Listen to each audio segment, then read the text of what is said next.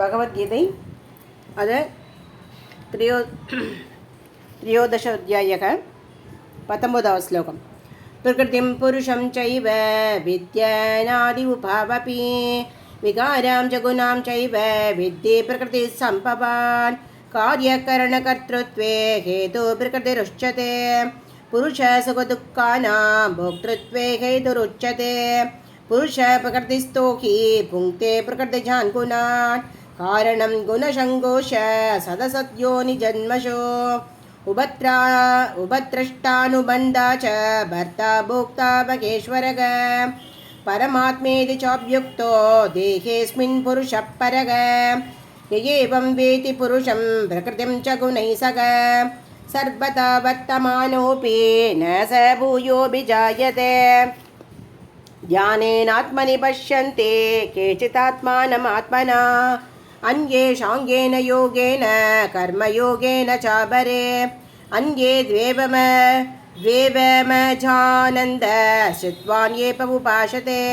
तेऽपि चादीदरन्येव मृत्युं श्रुतिपरायणाः यावत् सञ्जायते किञ्चित् सत्त्वं स्थावरजङ्गमं क्षेत्रक्षेत्रज्ञसंयोगा तद्विद्धि परदर्शभ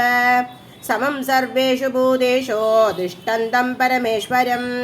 विनश्यस्व विनश्यन्तं यस्पश्यति स पश्यति समं पश्यन् हि सर्वत्र समं समवस्थितमीश्वरं न हीनस्त्यात्मनात्मानं ततो याति परां गतिं प्रकृत्यैव च कर्माणि क्रियमाणानि सर्वचक यः पश्यति तदात्मानम्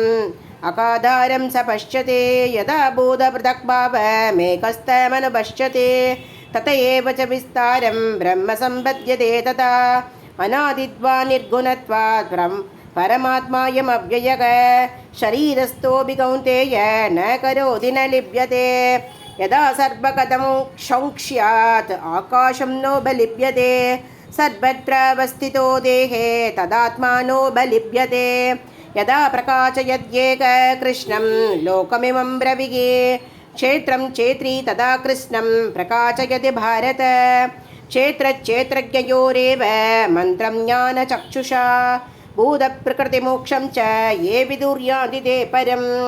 ॐ तत्सदिति श्रीमद्भगवद्गीतासु उपनिषत्सु ब्रह्मविद्यायां योगशास्त्रे श्रीकृष्णार्जुनसंवादे